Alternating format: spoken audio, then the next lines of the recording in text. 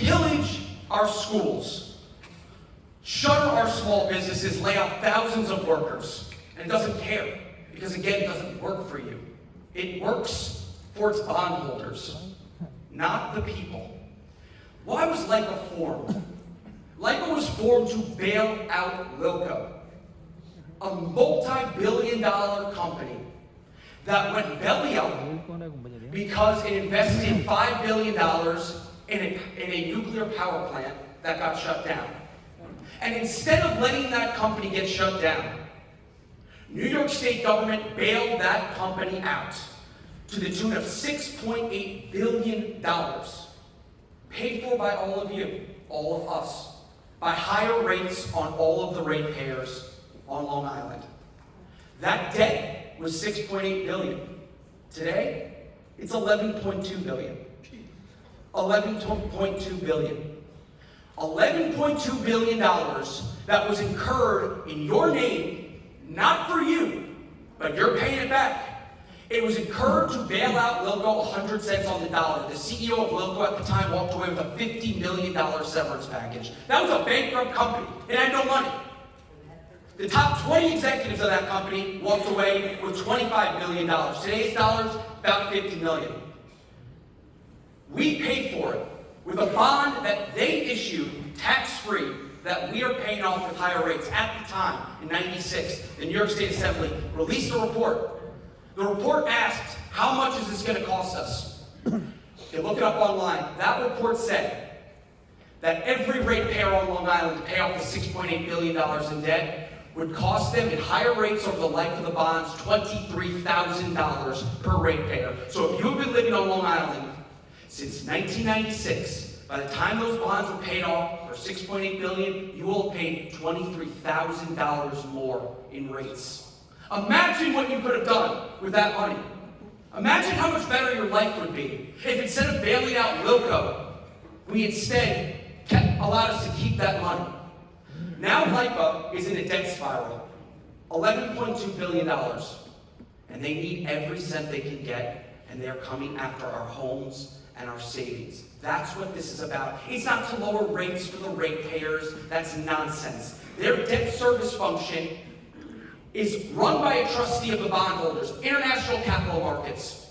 The money that we pay in rates goes there first, and the trustee controls it, not Falcone, not Lipa, and they pay off their bondholders. If you want to know what's going on, read Fitch, S&P, and Moody's, something I'm sure the CEO is very familiar since he's a former energy investment banker. This is what happens. This is what S&P says. They just raised Lipa's bond rating from an A- to an A.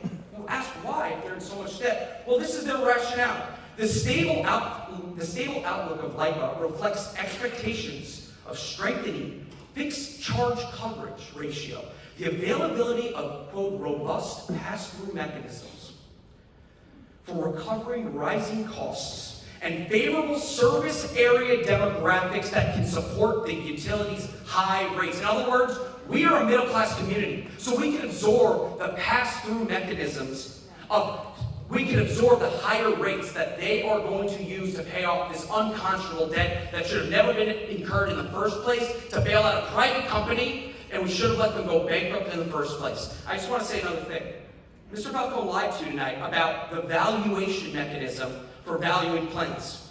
He says that the valuation mechanism is cost plus depreciation. It's a fixed rule of law, according to him.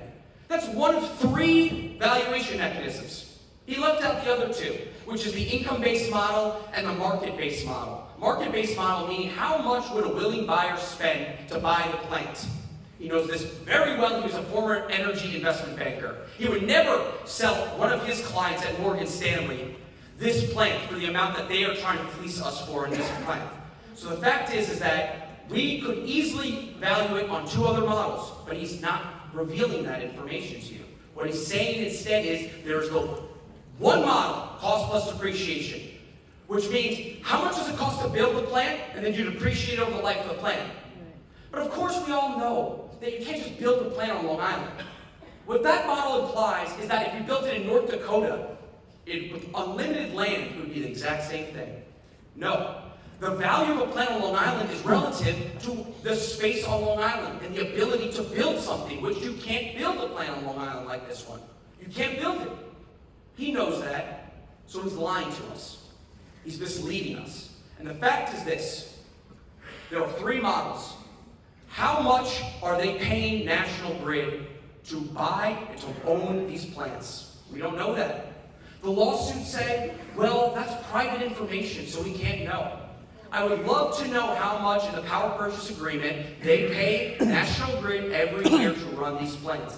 That is the, excuse me, excuse me. This is, by the way, Anna, she is, by the way, Anna is a former counsel at National Grid. That's what her job was before her current position at Lipa. And I guarantee you she will be making millions after her stint at Lipa. Same with Mr. Falcone. She went to DuPont, so did I. We went towards very different paths, apparently.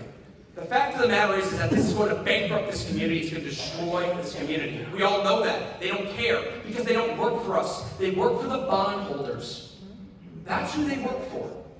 Now, the last thing is this. They say they can't run their operation if they don't lower costs. 15% of their costs, according to Lipa, are the taxes. 20% of their costs are the bond debt service payments. So they're looking at 20% and 15%. They have the lower costs. They don't touch the 20% that's protected by Wall Street and by international capital markets and the bondholders who have their ears. Instead, they come after you because they think we are weak. They think we are powerless. They do not respect us. They don't care about us. Now, someone asked earlier, why isn't New York State government doing anything about this? Well, State Senator Gorin, along with Kaminsky, passed a great bill last year in the State Senate unanimously. It would prevent Lipa from recovering a cent in back taxes. Passed the State Senate unanimously. It didn't get introduced in the Assembly because they sent an army of lobbyists up there to block that legislation, which they did. And I know that for a fact. I know one of the lobbyists, and he told me that. They're paying lobbyists to work against our interests. This is a revolving door in which they go into Lipa for a few years, and I guarantee you, and I hate to say this, but this is just my opinion, Mr. Falcone will be running an international energy company in a few years, making billions, making millions, and cashing out on the good work he did working for Lipa against our interests. Everything they tell us is a lie. Everything. And I would like to know how much of the energy that they sell us is from the NYISO. The NYISO is the interim operating conglomerate that sells Niagara Falls energy to us, cheap and subsidized. The condition for being in the NYISO and getting that cheaper energy to sell to us is the maintenance of these plants. That means that these plants are very valuable, such that if we took them, they would pay a lot of money to get them back. That's the real value. It is how much would they pay to take these plants back if we took them. And the last thing is this, and I know I've said a few last things, but the fact is this, that Lipa is going to do everything it can to divide us. We need to stand together on this. They don't care about us. They are looking at us and laughing. They need that money to pay back their bondholders. Caithness, they always talk about Caithness. They love talking about Caithness. Caithness was built in 3 tax-free zones. Okay?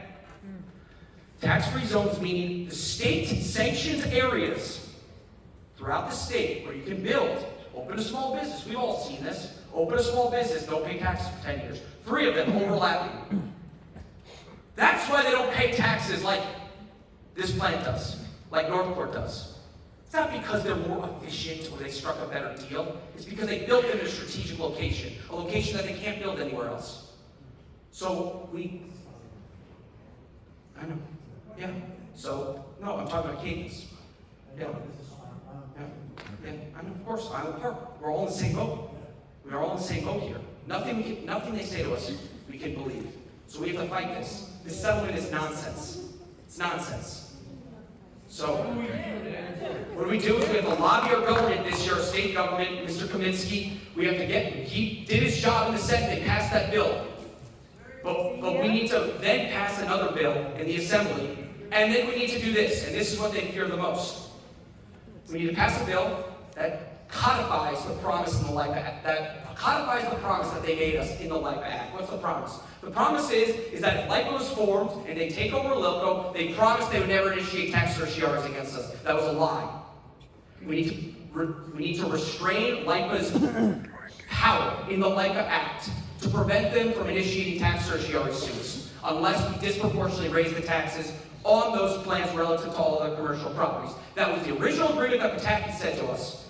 Of course, it wasn't included in the bill, in the act, so it didn't restrain Lipa at all. They forgot about that little part. That was a promise they made to us in words only. This is a typical strategy.